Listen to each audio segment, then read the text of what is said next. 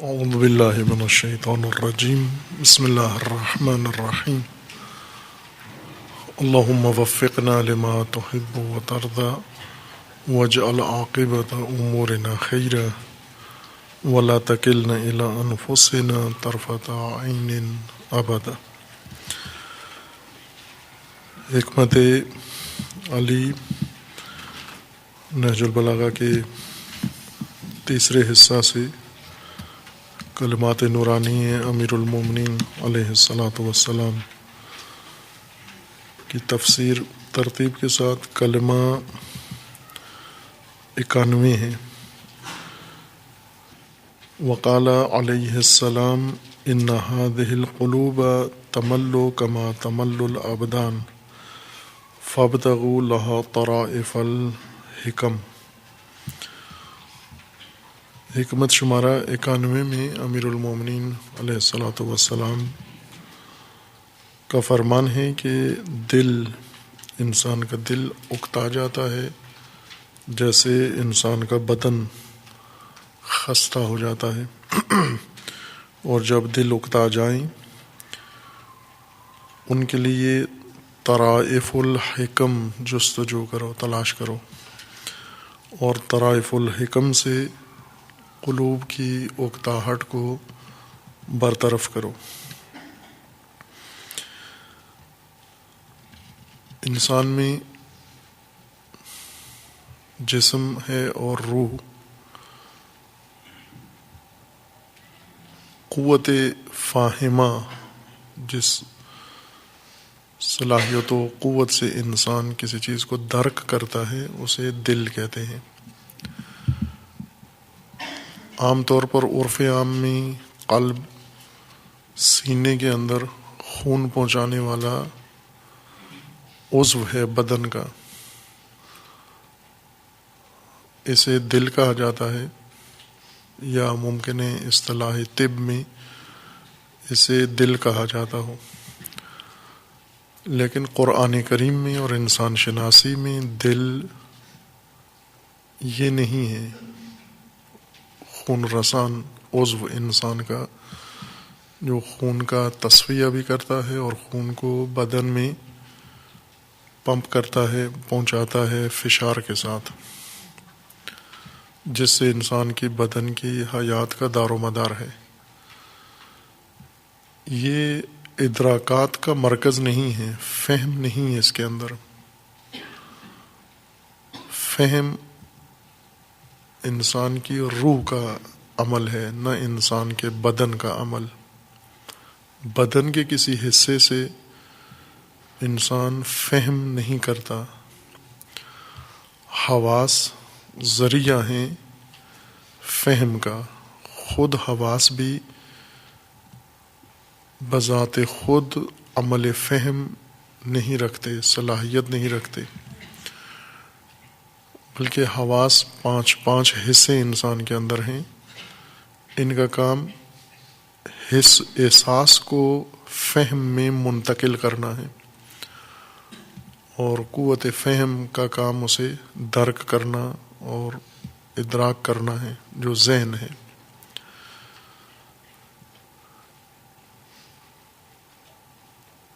دل یا فؤاد، قلوب، صدور، صدر، متعدد الفاظ قرآن میں استعمال ہوئے ہیں جن سے مراد روح کا وہ عمل ہے یا حصہ ہے جس سے روح کو فہم کا عمل حاصل ہوتا ہے، یا روح کسی چیز کو فہم کرتی ہے، سمجھتی ہے۔ قرآن کریم میں فہم منسوب قلب ہے کہ اللہ نے انسان کو سمجھنے کے لیے دل عطا کیا ہے۔ قلب کو دل ترجمہ کرتے ہیں فارسی میں اور اردو میں۔ فارسی میں دل کہتے ہیں، وہ فارسی کی مناسبت سے اردو میں۔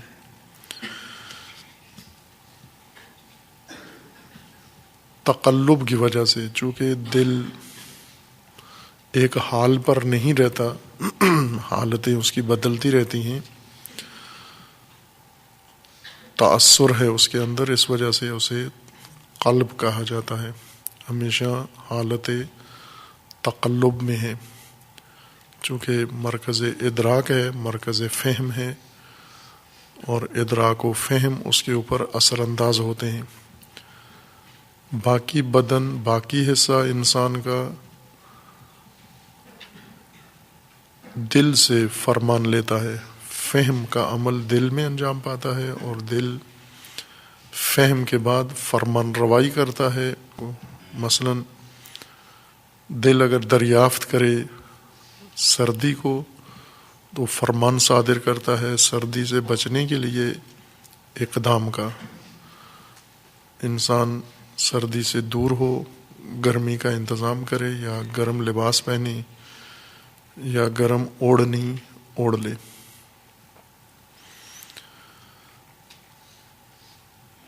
دریافت بھی باہر کے امور حقائق کو سمجھنا دل کا کام ہے، اور اعضاء و جوارح اور حواس کو فرمان دینا یہ بھی دل کا کام ہے۔ دل بصورت عموم جب کہا جائے قلب، اس میں ذہن بھی شامل ہے، اور ذہن کے جتنے باقی عمل ہیں وہ سارے اس کا حصہ ہیں، اس کے درجات ہیں فہم کے۔ عقل، تعقل، تفکر، تخیل، احساس، ان سب کا ایک عام عنوان فہم یا مرکز فہم ان کا دل ہے، قلب ہے۔ انسان کو فہم کے لحاظ سے بہت کچھ دیکھنے کو ملتا ہے، حواس، خصوصاً جو مناظر حواس انسان کے لیے پیش کرتے ہیں۔ آنکھیں دن بھر مختلف مناظر کی تصاویر ارسال کرتی ہیں قلب کی طرف، دل کی طرف، یعنی مرکز فہم کی جانب۔ اسی طرح کان متنوع آوازیں منتقل کرتے ہیں ان کی تصاویر کو قلب کی طرف۔ حصے شامہ و ذائقہ و لامسہ دن بھر انسان کے فعال رہتے ہیں یہ حواس، اور اپنی اپنی دریافتیں، صورتیں منتقل کرتے ہیں ذہن کی جانب۔ ذہن حواس سے دریافت کرتا ہے سب کچھ، اور ان کو ملحوظ رکھتا ہے، ان میں سے جو اہم توجہ طلب صورتیں ہوتی ہیں ان کی طرف توجہ دیتا ہے، جو توجہ طلب نہیں ہوتی ذہن کے لیے، دل کے لیے، انہیں چھوڑ دیتا ہے۔ ان میں سے کچھ محفوظ ہو جاتی ہیں، حافظے میں چلی جاتی ہیں، اور کچھ حافظے میں نہیں جاتی بلکہ انسان کے لاشعور میں چلی جاتی ہیں وہ تصویریں۔ دن بھر آنکھوں سے جتنے مناظر آپ یا تصاویر لے کے آنکھ کے ذریعے سے ذہن میں منتقل کرتے ہیں، ممکن ہے وہ ہزاروں میں ہوں، لاکھوں میں ہوں، لیکن شام کو بیٹھ کر اگر اپنے حافظے میں دوبارہ نظر ثانی کریں کہ کتنی تصاویر دن بھر کی اتری ہوئی آنکھ کی مدد سے ذہن میں حاضر ہیں، تو چند تصاویر ہی ایسی ہوں گی جو یاد آئیں گی آپ کو کہ یہ کچھ میں نے دن کو دیکھا ہے، جبکہ آپ نے دن میں ہر جزئی کلی چیز کو، ہر شے کو مشاہدہ کیا ہے، لیکن ان میں سے اکثر امور جو مشاہدہ کیے ہیں ابھی محفوظ نہیں ہیں حافظے میں۔ ایک دوسرا عمل جو دل میں یا ذہن میں یا ادراک میں انجام پاتا ہے وہ تخیل ہے۔ خیال باہر سے کچھ بھی نہیں دریافت کرتا، بلکہ اندر حافظے میں موجود محفوظ تصاویر حواس کے ذریعے سے عمر بھر کی تصاویر یا دن بھر کی تصاویر، ان میں خیال تصرف کرتا ہے، مصور ہے خیال، باہر سے کچھ بھی نہیں لیتا، موجود ذہنی تصاویر میں تصرف کرتا ہے، ان تصاویر کو نئی شکل دیتا ہے، ان سے ملا کر نئی ترکیب ایجاد کرتا ہے، نئی تصویر سازی کرتا ہے۔ اور زیادہ تر موقع خیال کو نیند میں میسر آتا ہے، چونکہ دن بھر حواس بیدار ہوتے ہیں، فعال ہوتے ہیں، تخیل کو موقع نہیں ملتا۔ تخیل اس وقت زیادہ کارکردگی دکھاتا ہے جب حواس اور تفکر معطل ہو چکے ہوں۔ اگر بیداری میں بھی تخیل غالب آ جائے تو حواس کو معطل کر دیتا ہے۔ حواس اور خیال ہم زمان کارکردگی نہیں دکھا سکتے، دونوں میں سے ایک نے عمل کرنا ہے۔ جیسے تفکر اور تخیل میں سے صرف ایک وقت کے اندر عمل کر سکتا ہے ادراک کا، یا خیال اپنا عمل دکھائے گا یا تفکر۔ اسی طرح یا حواس اپنا کام کریں گے یا تخیل کام کرے گا۔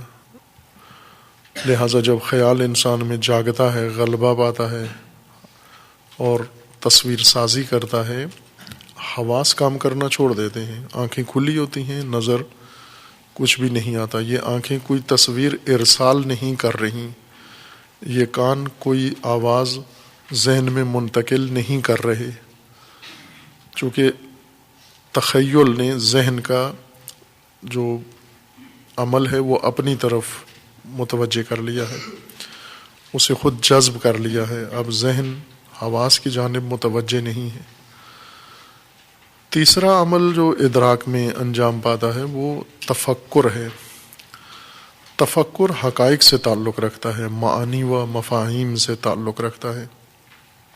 انسان بالفطرہ مائل ہے حقائق جاننے کے اوپر، اس کے اندر یہ رجحان ہے کہ جو حقیقتیں موجود ہیں اس جہان میں، قرب و جوار میں، ان سب کو سمجھے، حقائق تک پہنچے۔ کتابوں کے اندر جو حقائق ہیں، معلمین جو حقائق بیان کرتے ہیں، تاریخ میں جو حقائق درج کیے گئے ہیں، اور مجسم شکل میں جو حقیقتیں بکھری ہوئی ہیں، منتشر ہیں، زمین و آسمان پر ہیں ان حقائق سے، ان حقائق کو سمجھنا اور ان کی حقیقت تک پہنچنا اور ان حقائق کے بارے میں متعدد سوالات کا جواب تلاش کرنا، یہ حقائق کیسے ہیں، یہ حقیقتیں کیوں ہیں، یہ حقیقت کس عامل کے نتیجے میں ہے، کیا اس کے علل و اسباب ہیں، یہ سب ایک حقیقت کے متعلق سوالات ہیں جو ذہن چاہتا ہے دریافت کرے۔ یہ تیسرا عمل ہے تعقل اور تفکر۔ احساس، تخیل اور تفکر یا تعقل، معانی، مفاہیم اور حقائق کے اندر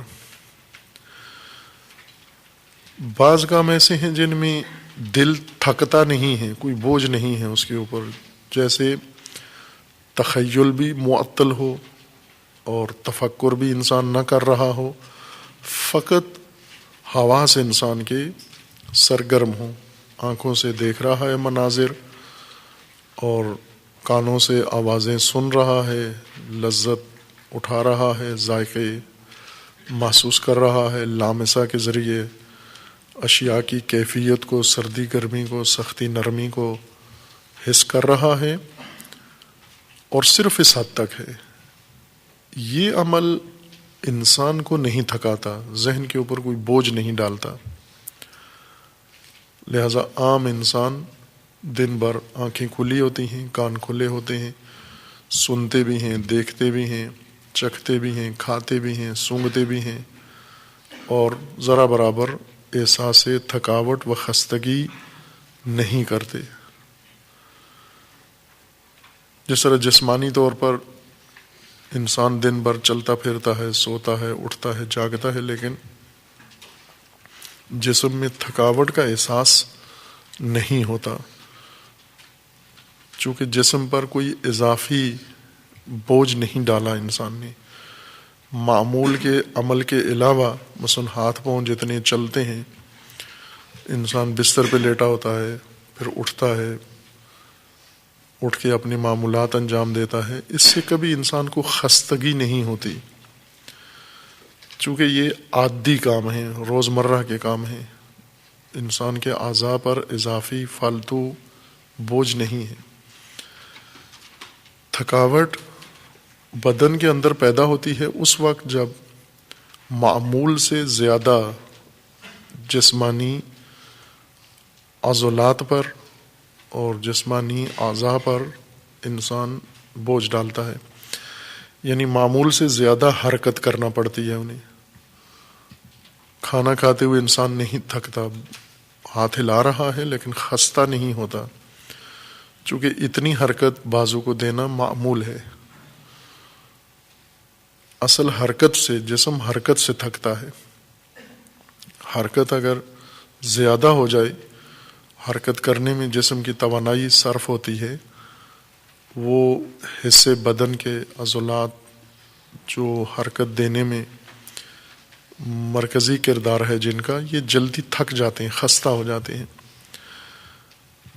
اور ان کی تھکاوٹ کے اسباب یہ ہیں کہ ایک تو ان کی توانائی کم ہو جاتی ہے، دوسرا ان کے اندر بعض غذائی تقویتی مواد استعمال کرنے سے حرکت سے کم پڑ جاتا ہے۔ مثلا انسان کے بدن کے اندر مختلف غذائی شعبے ہیں جو بدن کے ضرورتیں پوری کرتے ہیں، جیسے رطوبت، بدن کی ایک اہم ضرورت رطوبت ہے، جس سے بدن کی سلامتی قائم رہتی ہے۔ اگر یہ رطوبت بدن کی کم ہو جائے، انسان بیماری کا احساس کرتا ہے، ناتوانی کا احساس کرتا ہے۔ وجہ بسا شاید رطوبت اگر لازمی مقدار سے کم ہو جائے، حیات کا خاتمہ ہو جاتا ہے۔ بس ایک اہم چیز انسان کے بدن کے اندر ہمیشہ عمر بھر ایک معین مقدار کی رطوبت ہے جو بدن کے سارے حصے میں موجود رہنی چاہیے، وہ حصہ خشک نہ ہو، رطوبت کی مقدار کم نہ ہو۔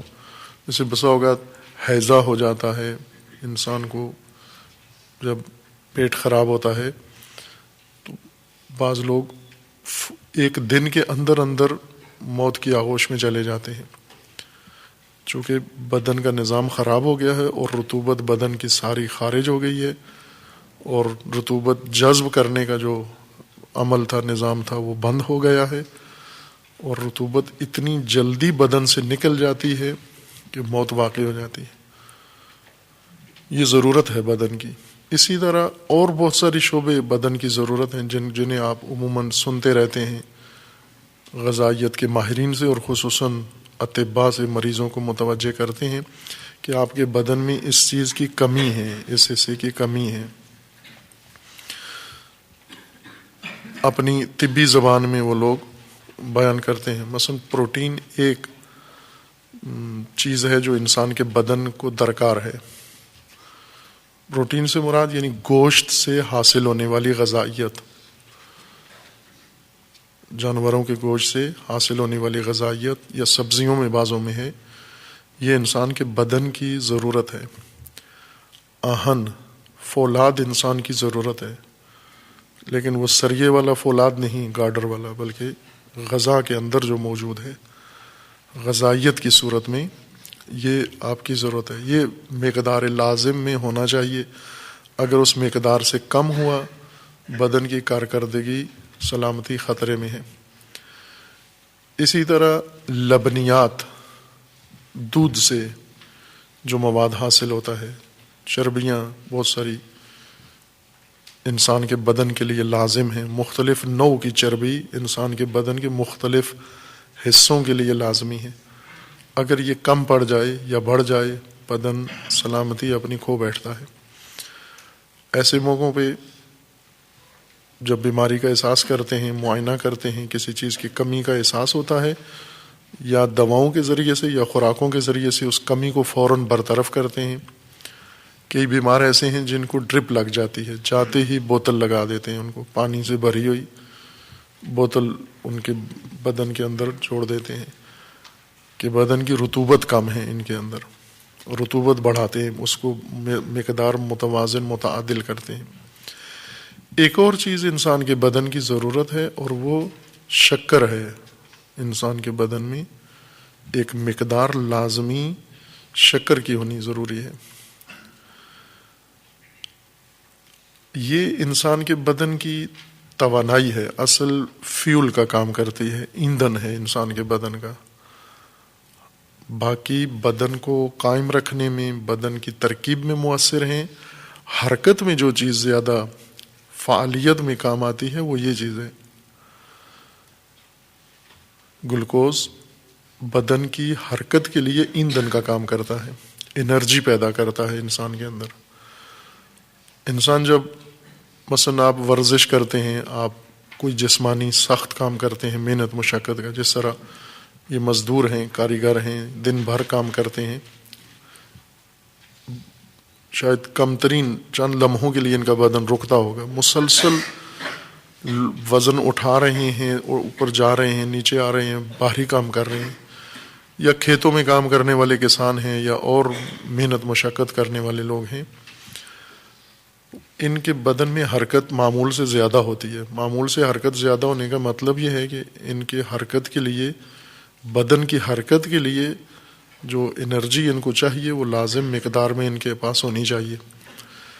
تھکتے کب ہیں؟ جب اس کی مقدار کم ہو جاتی ہے، گلوکوز کم ہو جاتا ہے، بدن میں احساس خستگی ہونے لگتا ہے، اور خون کے اندر جو لازم مقدار ہے بعض دیگر عناصر کی وہ جب کم ہو جاتی ہے، خون حرکت میں تیزی سے چلتا ہے، مصرف کر رہا ہے، اس غذائی مواد کو استعمال کر رہا ہے، جلا رہا ہے، اس کو انرجی بنا رہا ہے، انرجی بنا کر حرکت کرنے والے اندام تک پہنچا رہا ہے.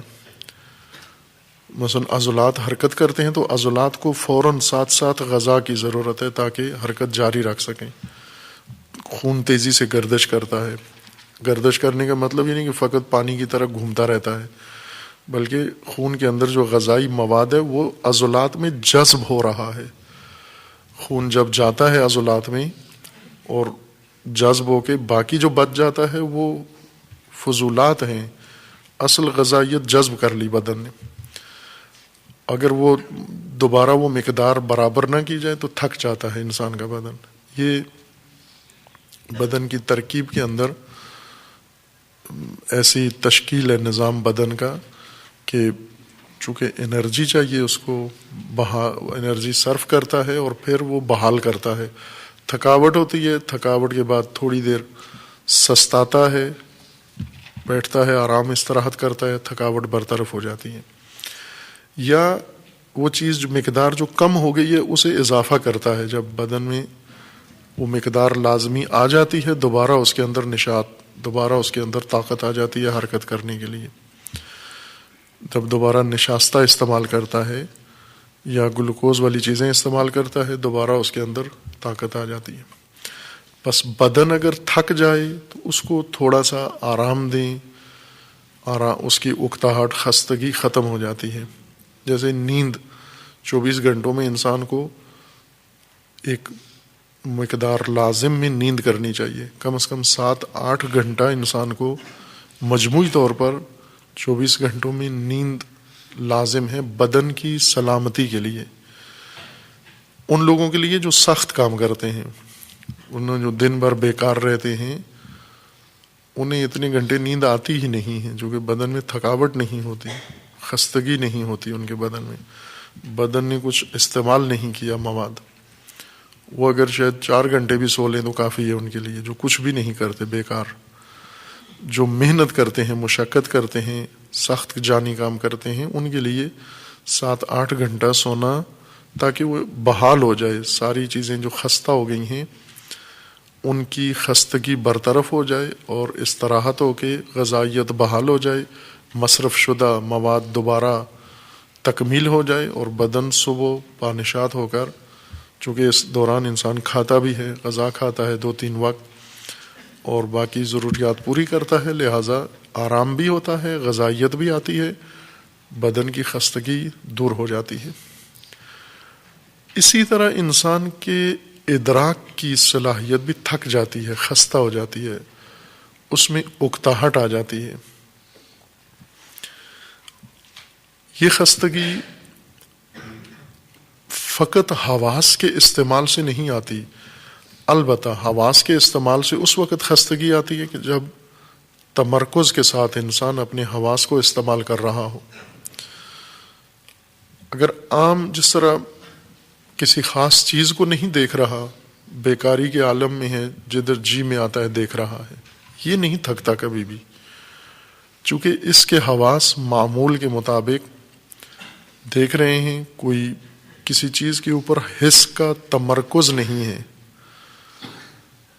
اور چونکہ حس متمرکز نہیں ہے بس حس پہ کوئی بوجھ نہیں ہے، پانچوں حصیں اس کی آزاد ہیں اور اپنے معمول کے مطابق عمل کر رہی ہیں۔ اس طرح کبھی بھی ادراک بھی نہیں تھکتا انسان کا اگر فقط حواس کی مدد سے ہو۔ جیسے شیرخوار بچہ ہے، جو چھوٹے بچے، یہ کبھی بھی نہیں تھکتے، چونکہ ان کے اندر تخیل بھی نہیں ہوتا اور ان کے اندر تفکر بھی نہیں ہے، ابھی پیدا ہی نہیں ہوا، صرف حواس ہیں استعمال کرتے ہیں، اور حواس کا استعمال انہیں خستہ نہیں کرتا، چونکہ حواس میں تمرکز نہیں ہے، جو ان کو دیں اسی کو دیکھنا شروع کر دیتے ہیں، اسی سے کھیلنا شروع کر دیتے ہیں اور دن بھر بانشاط رہتے ہیں۔ لیکن وہ بدن کی جو 24 گھنٹوں کی روٹین کے مطابق بیچ میں سوتے بھی ہیں، لیکن خستگی نہیں ہوتی ان کو۔ خستگی اگر ہو بھی تو جو ہاتھ پاؤں مار رہے ہوتے ہیں اس سے ان کے بدن کے اندر خستگی پیدا ہوتی ہے، حواس کے استعمال سے خستگی نہیں ہوتی۔ حس اس وقت تھک جاتی ہے جب، یا ادراک حسی جب تمرکز ہو اس کے اندر۔ مثلا آپ کان لگا کے اور دیر تک کوئی چیز سنیں، کوئی آواز سنیں، درس سنیں، پھر خستگی سماعت میں آ جاتی ہے۔ یا تمرکز کر کے دیر تک، کافی طولانی مدت تک تمرکز کے ساتھ کسی چیز کو دیکھیں، دقت کے ساتھ کوئی متن کتاب پڑھ رہے ہیں اور مسلسل کئی گھنٹوں تک، پھر بصارت تھک جاتی ہے۔ اور یہی حال دیگر حواس کا ہے کہ اگر معمول سے زیادہ عمل کریں اور تمرکز کے ساتھ عمل کریں پھر ان میں خستگی آ جاتی ہے۔ سب سے زیادہ انسان کو جو چیز تھکاتی ہے تخیل ہے۔ تخیل در حقیقت انسان کی انرجی، طاقت کے اندر ایک سوراخ ہے کہ اگر یہ سوراخ ہو جائے ساری انرجی بہہ جاتی ہے زمین پر، کچھ محصول بھی نہیں ہوا، حاصل بھی نہیں ہوا۔ خستہ انسان، تخیلاتی انسان ہمیشہ خستہ ہے، افسردہ ہے، بجھا ہوا ہے، زرد چہرہ ہے، آنکھوں میں ہلکے پڑے ہوتے ہیں اس کے، نیند بھی نہیں آتی اس کو، بھوک بھی نہیں لگتی اس کو، اشتہا نہیں ہے اس کے اندر، کسی کی بات پسند نہیں ہے، کسی سے بات کرنا پسند نہیں کرتا، چونکہ بالکل ناتوان ہے۔ تخیل نے نچوڑ دیا ہے اس کو، ساری چیز بہہ گئی ہے، اس کی توانائی ساری تخیل کے اندر۔ تیسری چیز جو انسان کو خستہ کرتی ہے وہ تفکر ہے، تعقل ہے۔ انسان جب کسی حقیقت کے یا حقائق کے فہم کے درپے ہوتا ہے، جب تمرکز کے ساتھ کسی حقیقت کو، معنی کو، مفہوم کو سمجھنا چاہتا ہے، یہاں پر بھی انسان کے قوت، ادراکی قوت حد سے زیادہ استعمال ہوتی ہے، خستگی آتی ہے، لیکن نہ ایک وقت میں یا ایک دن میں یہ خستگی پیدا ہوتی ہے۔ جب ایک کافی عرصے کے لیے، کافی مدت کے لیے انسان فکری کام کرے، مطالعاتی کام کرے، انسان کے قوہ ادراکی استعمال ہو معمول سے زیادہ، خستہ ہو جاتے ہیں، اعصاب میں خستگی آ جاتی ہے اور انسان کے جسم میں خستگی کا احساس پیدا ہوتا ہے، اور دل میں، اس مرکز ادراکات میں ملالت آ جاتی ہے، اکتاہٹ آ جاتی ہے، یعنی تمرکز کم ہو جاتا ہے۔ وہ ایک حالت یا ایک وقت ایسا آ جاتا ہے کہ سرے سے تمرکز قائم نہیں ہوتا مطلب کے اوپر، حقیقت کے اوپر، جس چیز کو سمجھنا چاہتا ہے اس کی طرف جاتا ہی نہیں ذہن، اکتاہٹ پیدا ہو جاتی ہے، اور مزید یہ کہ اگر یہ عمل یکسانیت کے ساتھ ہو، یکسانیت بھی ہو، ایک ہی طرح کا عمل انسان تکرار کرے، اور وہ بھی دقیق عمیق فکری عمل، تعقلات کرے، انسان عمل انجام دے، اور اس میں یکسانیت ہو، تنوع نہ ہو، اتار چڑھاؤ نہ ہو، اس سے بھی انسان کا دل، ذہن تھک جاتا ہے، خستہ ہو جاتا ہے۔ یکسانیت کی وجہ سے، تفکر کی وجہ سے، دقت کی وجہ سے، تمرکز طولانی کی وجہ سے اس کے اندر ملالت و اکتاہٹ پیدا ہوتی ہے۔ چونکہ انسانی جسم ہو یا انسانی روح محدود توانائی ہے، اس کے اندر حد ہے، اس کی بلا حد نہیں ہے۔ فقط اللہ کی ذات ہے جس میں نہ فعل خدا اللہ کو تھکاتا ہے اور نہ علم خدا اللہ کو تھکاتا ہے۔ لا نوم ولا سنا، نہ اونگ ہے اور نہ نیند ہے، کیوں کہ محدود نہیں ہے، لامحدود ہے ہستی خداوند تبارک و تعالیٰ کی، لیکن جو محدود ہے اس کی توانائی بھی محدود ہے، اور محدود توانائی ایک حد ہے۔ انسان سے متعلق جتنی امور ہیں ان کی حد ہے، جیسے بصارت کی حد ہے، ایک حد تک آپ دیکھ سکتے ہیں، اگر جس شے کو دیکھ رہے ہیں وہ اس حد سے باہر چلی جائے نظر نہیں آتی، یا قریب ہونے میں بھی ایک حد ہے، اتنی قریب ہو جہاں سے آپ دیکھ سکیں، اگر اس سے زیادہ قریب ہو گئی پھر رؤیت کا عمل ختم ہو جاتا ہے۔ اسی طرح سننے کی ایک حد ہے، ایک حد تک سماعت کا جو نظام ہے انسان کا ادراکات کے قابل ہے، اگر اس حد سے کم دھیمی ہو جائے آواز نہیں سن سکتا، اگر اس حد سے بڑھ جائے تو بھی انسان نہیں سن سکتا۔ اسی طرح تمام امور کی حد ہے انسان میں۔ محدودیت کی وجہ سے انسان کا نظام ایک حالت میں نہیں رہتا۔ اگر یہی محدود توانائیاں استعمال ہوں، خستگی، تھکاوٹ پیدا ہوتی ہے۔ اگر استعمال نہ ہو سرے سے زنگ لگ جاتا ہے، نابود ہو جاتی ہیں، یہی توانائیاں ختم ہو جاتی ہیں۔ اگر ایک بازو انسان کچھ عرصے کے لیے ایک بازو استعمال نہ کرے، اس بازو کو ساکن رکھے، یہ بازو شل ہو جائے گا۔ استعمال سے اس میں قوت آتی ہے، تقویت ہوتی ہے۔ زیادہ استعمال کریں تھک جاتا ہے، بالکل استعمال نہ کریں شل ہو جاتا ہے، مفلوج ہو جاتا ہے۔ چونکہ محدود ہے، اس محدود کو اس کے اپنے مقررہ نظام کے ساتھ قائم رکھا جا سکتا ہے۔ جس طرح روایات کے اندر ہے کہ دل کے لیے، قلوب کے لیے ادبار ہے و اقبال، دو حالتیں، اقبال و ادبار کی حالتیں ہیں، آمادگی اور عدم آمادگی۔ جب دل آمادہ ہو کسی کام کے لیے یہ اقبال کی حالت ہے، اور جب دل آمادہ نہ ہو ادبار کی حالت ہے۔ اقبال جب ہو وہ لحظہ ہوتا ہے انسان کی فعالیت کا، استفادے کا، ان لحظات کو ضائع نہ کریں، اور ادبار جب ہو تو فقط ضروریات پہ اکتفا کریں، اس وقت اس کے اوپر اضافی بوجھ نہ ڈالیں، حتیٰ عبادات۔ امیر المومنین کا فرمانا ہے کہ دل جب ادبار کی حالت میں ہو تو نوافل بھاری لگ رہے ہوتے ہیں انسان کو، فقط فرائض پر اکتفا کرو۔ لیکن جب حالت اقبال میں ہو اس وقت حق عبادت ادا کرو، اس وقت تلافی کرو ان لمحات کی جو ادبار کی حالت میں ضائع ہوئے ہیں، وہ فرصت تھی جو ضائع ہوئی ہے۔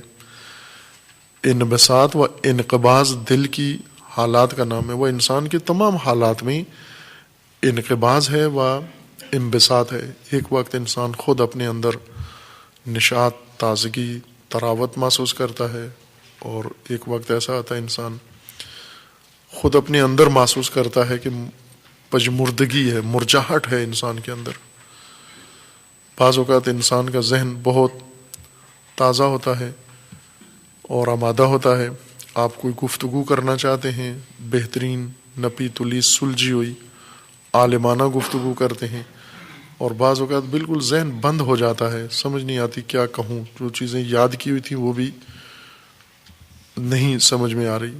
یہ انقباض کی حالت ہے. انقباض کی حالت میں یعنی جب بند ہو جاتا ہے یہ عمل.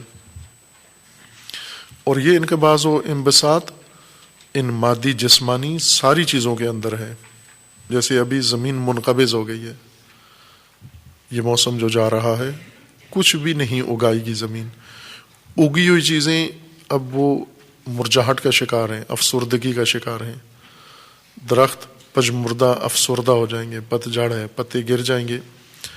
زمین ایک قسم کی سو رہی ہے، ابھی اتنی بھی اس میں ابھی طاقت ہمت نہیں ہے کہ پودوں کو اتنی رطوبت و غذا پہنچائے کہ وہ اپنے پتے محفوظ رکھ سکیں. پتے پودوں کے پیلے ہوں گے، پھر خشک ہوں گے اور گر جائیں گے. پھر دوبارہ زمین کے اندر انبساط کی حالت آئے گی، بیداری کی حالت آئے گی. دوبارہ بھرپور طریقے سے زمین اپنا عمل دکھائے گی. انبتات اور نبت اگانے کی صلاحیت اس میں بھرپور جوبن پہ ہو جائے گی. پھر انسان حیرت کرتا ہے کہ یہ کس قدر طاقت زمین کے اندر آ گئی ہے کہ ہر نقطے سے، ہر ذرے سے، ہر در و دیوار سے، پتھروں سے بھی سبزہ اگ رہا ہے، ہر چیز کے اوپر سبزہ جا رہا ہے. یہ انبساط ہے زمین کا. اور تمام امور، آپ حیوانات کو بھی اگر غور کریں ان میں بھی انبساط اور انقباض آتا ہے. جانوروں کے اندر بھی یہ نظام ہے، حشرات کے اندر یہ نظام ہے. یہ ضروری ہے، لازم ہے. یکسانیت نہیں رہ سکتی. ایک حالت میں آمادگی زیادہ ہے، ایک حالت میں آمادگی کم ہے. جب دل تیار ہوں، بانشات ہوں، آمادہ ہوں فعالیت کے لیے، ان لحظات کو غنیمت سمجھو، ان لحظات میں بھرپور کارکردگی دکھاؤ.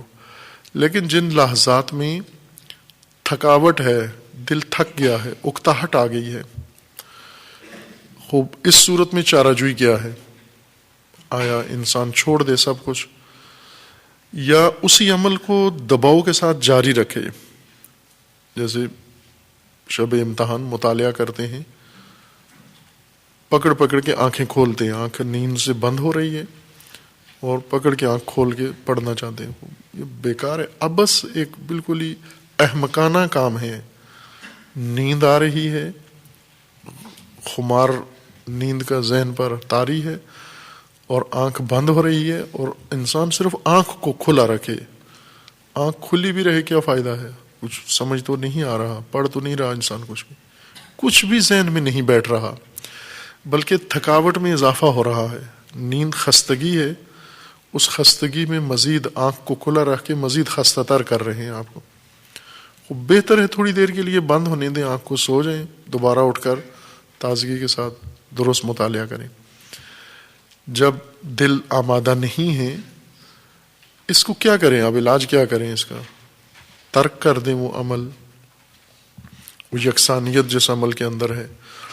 تفکر و تعقل میں جو خستگی آتی ہے، مراد یہ ہے، یعنی دل کا کام تفکر ہے، تعقل ہے، تدبر ہے. اور جب مسلسل طولانی مدت تک، عرصہ دراز تک دل مصروف رہتا ہے تفکر تعقل میں، اس کے اندر ملالت آ جاتی ہے، اکتاہٹ آ جاتی ہے. اس وقت کیا کریں؟ امیر المومنین فرماتے ہیں کہ اس وقت تنوع دو دل کو طرائف الحکم کے ذریعے سے. طرائف الحکم، حکمتیں ایسی متنوع اور لطیف حکمتیں، ان کے ذریعے سے بدن کی تھکاوٹ کو مرتفع کرو، معاف کرنا، دل کی تھکاوٹ کو برطرف کرو. بدن کی تھکاوٹ اور طرح سے برطرف ہوتی ہے، دل کی ملالت حکمتوں کے ذریعے سے برطرف کرو. جب مسلسل ایک عمل سے اکتاہٹ پیدا ہو جاتی ہے، یہ ایک عمومی عارضہ ہے، خصوصاً طلاب کے لیے بہت اہم ہے یہ نقطہ سمجھنا، جاننا، کہ تعلیم کی نوعیت ہوتی ہے اور تعلیم کے محیط مختلف ہوتے ہیں، ماحول. بعض تعلیمی ماحول ہیں، نام تعلیمی ماحول ہے، اصل لہوی ماحول ہے، لعب ہے. جیسے اسکولوں میں، کالجوں میں، یونیورسٹیوں میں نام تعلیمی ادارہ ہے اس کا، ورنہ حقیقتاً لہوی ماحول ہے، شہوانی ماحول ہے اور لاؤبالیت کا ماحول ہے. ان کی یہ کوشش ہوتی ہے کہ ساری عمر انہی اداروں کے اندر ہی رہیں، تھکتے نہیں ہیں وہاں پر.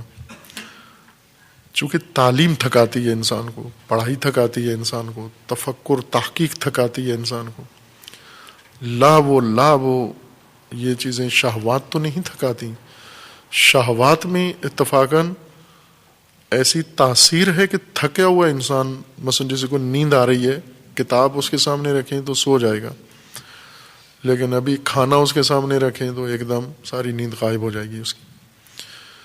یہی جو تعلیمی عمل سے تھک جائے، کلاس میں پیریڈ میں بیٹھنے سے تھکتا ہے، خستہ ہوتا ہے، اگر اس کو فٹ بال دے دیں تو یہ سب سے بہتر بانشات ظاہر ہوتا ہے.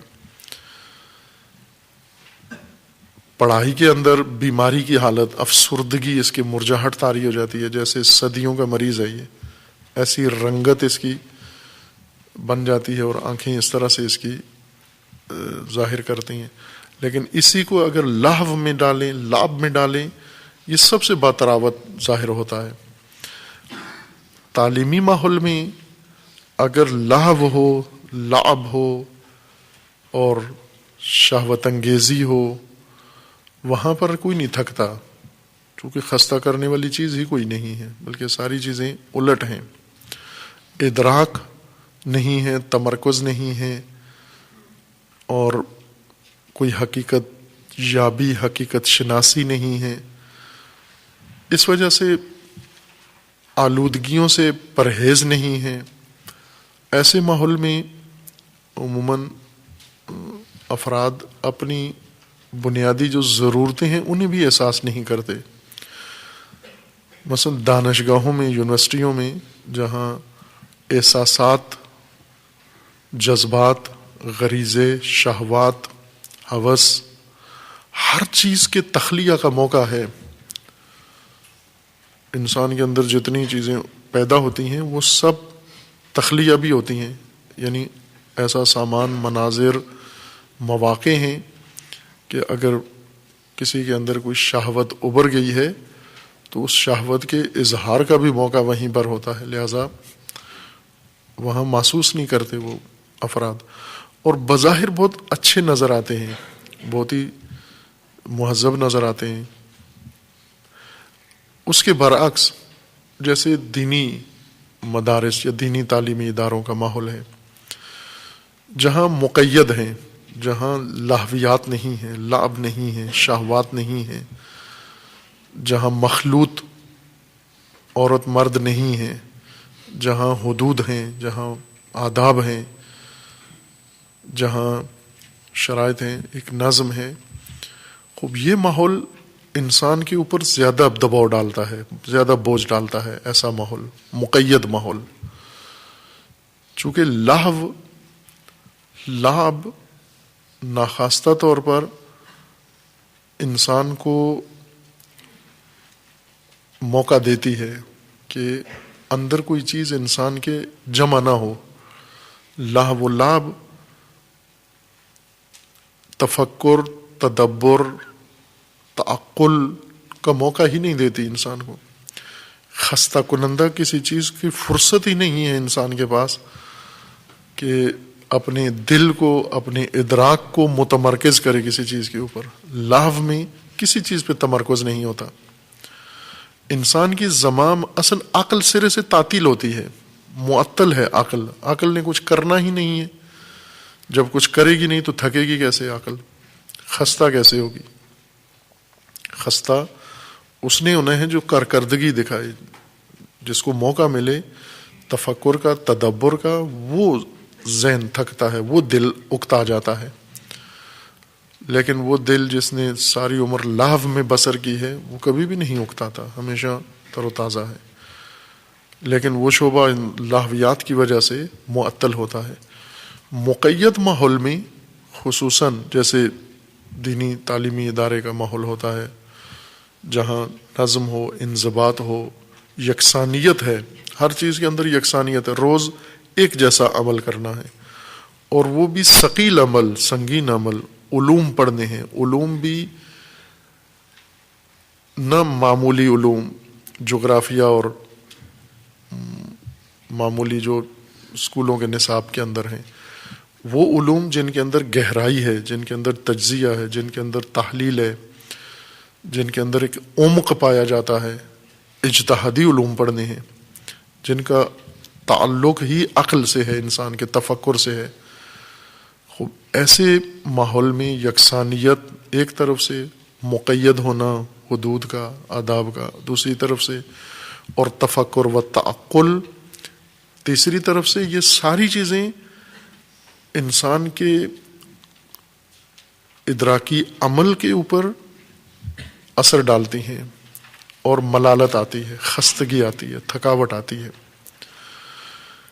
لیکن اب سوال یہ کہ کیسے اس تھکاوٹ کو برطرف کیسے کریں؟ جیسے جسم تھک جاتا ہے تو کیا کریں؟ ابھی معلوم ہونی چاہیے انسان کو، تدبیر معلوم ہو، بدن کی تھکاوٹ کیسے مرتفع ہوتی ہے۔ بدن کی تھکاوٹ کے لیے لعب نہیں چاہیے، بدن کی تھکاوٹ کے لیے وہی معمول کے طریقے ہیں، جو انسان تھوڑی سی استراحت کرے اور جو غذائی کمی ہے اس کو تلافی کرے، بدن کی خستگی دور ہو جاتی ہے۔ اگر انسان کا ادراک تھک جائے، دل تھک جائے، ذہن تھک جائے، خستہ ہو جائے، ملالت اس میں آ جائے، اس کی کس طرح سے تدبیر کی جائے؟ مثلا آپ نے دیکھا بدن جب تھک جاتا ہے تو عموماً مساج سے تھکاوٹ دور ہو جاتی ہے، دبانے سے دبانے سے بدن کی خستگی دور ہو جاتی ہے۔ کرتے ہیں یہ جو مسن لوگ ہیں اور محنت زیادہ کرتے ہیں، تھک جاتے ہیں جلدی، اور پھر یا خود کہتے ہیں کسی کو دبواتے ہیں، یا کوئی دوسرا بندہ ہے جو ان کو دباتا ہے۔ شہر کے اندر یہ کاروبار ہے، مالش کرنا، مساج دینا، کہ وہ لوگ جو دکانوں پہ بیٹھے بیٹھے دن بھر کام کر کے خستہ ہو جاتے ہیں، تھک جاتے ہیں، تھوڑی دیر کے لیے کسی ایسے شخص کو، مالشیے کو بلاتے ہیں، وہ آ کے ان کے بدن کو تھوڑی دیر مالش کرتا ہے، دباتا ہے، خستگی، عضلاتی خستگی دور ہو جاتی ہے، برطرف ہو جاتی ہے۔ جوانوں میں نہیں ہوتی، جوانوں کو ضرورت نہیں ہوتی دبانے کی، مساج کی، لیکن مسن لوگوں کو جن کے عضلات کمزور ہو گئے ہیں، جلدی تھک جاتے ہیں، ان کے لیے یہ ہے۔ اب لاو نہیں چاہیے، یہاں فلم نہیں دیکھنی چاہیے کہ تھک گیا ہے آدمی تو چلو فلم دیکھتے ہیں، نہ، اگر تھک گیا ہے تو تھوڑی دیر دبائیں، مساج دیں، بدن ٹھیک ہو جائے گا، خستگی مرتفع ہو جائے گی۔ اگر ذہن تھک جائے، خستہ ہو جائے، ملالت آ جائے، اکتاہٹ کا احساس ہونے لگے، کس طرح اس کو برطرف کرے؟ نہ لاہویات سے اور لابیات سے۔ یہ اکتاہٹ سب کو محسوس ہوتی ہے، طبیعی طور پر ہے، جو خصوصاً جو زیادہ تفکر کرتے ہیں، جو زیادہ محنت کے ساتھ پڑھتے ہیں، یہ ان کے لیے یہ ملالت آتی ہے۔ ورنہ وہ جو 4 سال میں ایک امتحان پاس نہیں کر سکتے، وہ کبھی بھی نہیں تھکتے، وہ چونکہ اپنے ذہن کو تھکاتے ہی نہیں ہیں، خستہ ہی نہیں کرتے، کسی محنت میں ڈالتے ہی نہیں ہیں، درس میں توجہ سے نہیں سنتے تاکہ ان کی توجہ تھکے۔ تھکتا وہ ہے جو درس میں توجہ دے، پھر توجہ تھکتی ہے۔ جو ذہن دھیان دے، اس کا دھیان تھکتا ہے، جو دھیان ہی نہیں دے رہا وہ کیسے خستہ ہوتا ہے۔ یہ بعض بزرگان کے کلام میں ہے کہ جو بہت قوی ارادے والے لوگ ہوتے ہیں، جن کے ارادے بہت مضبوط ہوتے ہیں، ان کے بدن جلدی جواب دے جاتے ہیں۔ بدن قوی نہیں ہوتے، وہ بدن اتنی قوت ہے بھی نہیں جتنی ارادے میں قوت ہوتی ہے۔ جن کے ارادے کمزور ہوتے ہیں، ان کے بدن بہت مضبوط ہوتے ہیں، چونکہ بدن سخت کام میں ڈالتے ہی نہیں ہیں، بدن سے اضافی کام لیتے ہی نہیں ہیں۔ آپ دیکھیں بعض گاڑیاں ہیں بہت پرانی ہیں لیکن بالکل صحیح حالت میں ہیں، بہترین حالت میں ہیں، اس لیے کہ انہیں چلایا ہی نہیں گیا، ان سے استفادہ ہی نہیں کیا گیا، ان سے کام ہی نہیں لیا گیا۔ اور کچھ گاڑیاں ہیں جو نئی ہیں، اسی سال نیا ماڈل لے کے اور سال کے آخر تک کھٹارا بنی ہوئی ہے۔ کیوں؟ اس سے کام بہت لیا گیا ہے اس گاڑی سے۔ جب کام اس سے لیا گیا ہے استعمال ہونے سے، ظاہر ہے اس میں فرسودگی پیدا ہوتی ہے، فرسائش اس میں پیدا ہوتی ہے، گھستی ہے چیز، استعمال ہوتی ہے، تھکتی ہے، اس کی توانائی میں کمی آتی ہے، کمزوری آتی ہے، اور ترکیبیں آہستہ آہستہ ڈھیلی پڑنا شروع ہو جاتی ہیں۔ جو قوی ارادے کے مالک ہوتے ہیں، اور قوی ارادے، ظاہر ہے جو قوی ارادے کے مالک ہیں وہ زیادہ کام لیتے ہیں، سخت کام لیتے ہیں بدن سے، اس لیے ان کے بدن بہت رنجور ہوتے ہیں، بہت ہی ناتوان ہو جاتے ہیں، جلدی جواب دے جاتا ہے بدن ان کا۔ اس کو تشبیہ دیتے ہیں شمشیر ہندی سے۔ ہندی شمشیر ایک فولاد ہے، خاص بہت ہی نایاب قسم کا فولاد ہے، لوہا، اور فوق العادہ ہے، غیر معمولی فولاد ہے، بعض خاص معدنیات میں سے نکلتا ہے، کانوں میں سے، معروف ہے ہندی فولاد کے نام سے، شاید ہند سے نکلتا ہوگا، لیکن پوری دنیا میں شہرت ہے اس کی، نام ہی اس کا یہی ہے قدیم سے۔ اور شمشیریں بنتی ہیں اس سے، ابھی بھی کاٹنے والی چھریاں، چاقو ایک خاص فولاد سے بناتے ہیں جسے ہوائی کہتے ہیں، ریتیاں جیسے بناتے ہیں، تیز کرنے کے لیے جو سوہان بناتے ہیں، یہ خاص فولاد ہوتا ہے۔ یہ فولاد دوسرے فولاد کو گھسا دیتا ہے۔ مثلا آپ چھری لوہے کی ہے، چھری جس سے تیز کرتے ہیں وہ بھی لوہا ہے، لیکن اس لوہے میں اور اس لوہے میں زمین آسمان کا فرق ہے۔ یہ لوہا اس لوہے کو گھسا رہا ہے، چونکہ طاقتور ہے، قوی ہے بہت۔ شمشیر ہندی، اس کی خصوصیت یہ ہے کہ اس کی تاثیر ہے کہ اگر اس کے، چونکہ شمشیروں کے اوپر چمڑے کے غلاف میں اس کو ڈالتے ہیں کہ دھار اس کی کند نہ ہو، وہ اپنا غلاف کھا جاتی ہے۔ کچھ عرصہ یہ فولاد غلاف میں رہتا ہے، نیام میں، اور تھوڑے دنوں بعد اگر وہ دیکھیں آپ جا کے منظر، تو نیام کے اوپر، شمشیر کے اوپر جو نیام ہے، غلاف ہے، وہ ختم ہو جاتا ہے، ایسے لگتا ہے جیسے دیمک کھا گئی ہے اس کو، کوئی اور آفت نہیں لگی، یہ اس لوہے نے اس کو ختم کر دیا ہے۔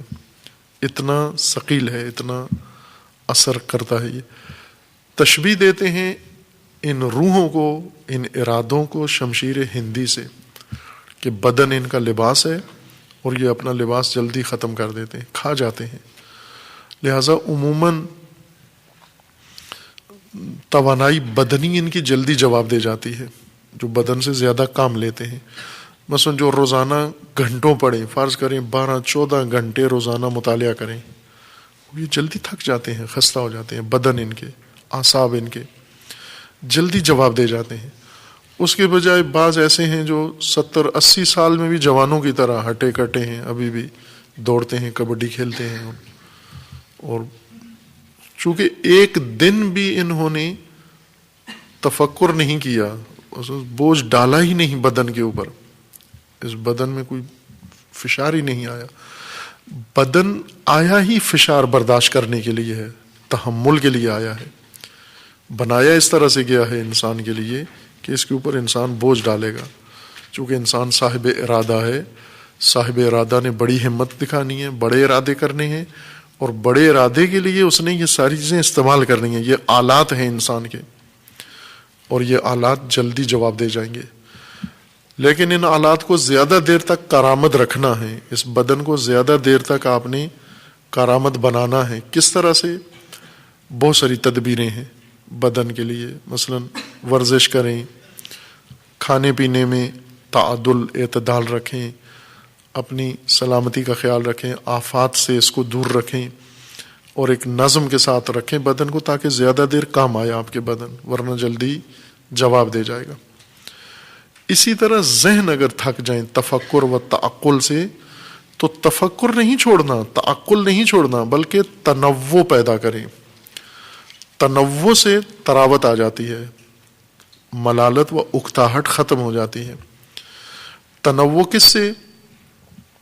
طرائف الحکم.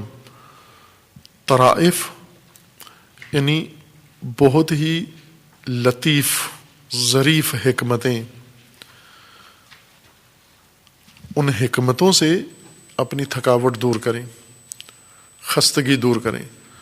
فرض کریں اگر طالب علم ہیں یا عالم ہیں اور مسلسل مطالعہ کر رہے ہیں، تفکر تدبر کر رہے ہیں اور احساس کر رہے ہیں کہ بھی کچھ بوجھ سا محسوس کرتے ہیں، تھوڑا اکتاہٹ سی پیدا ہو گئی ہے.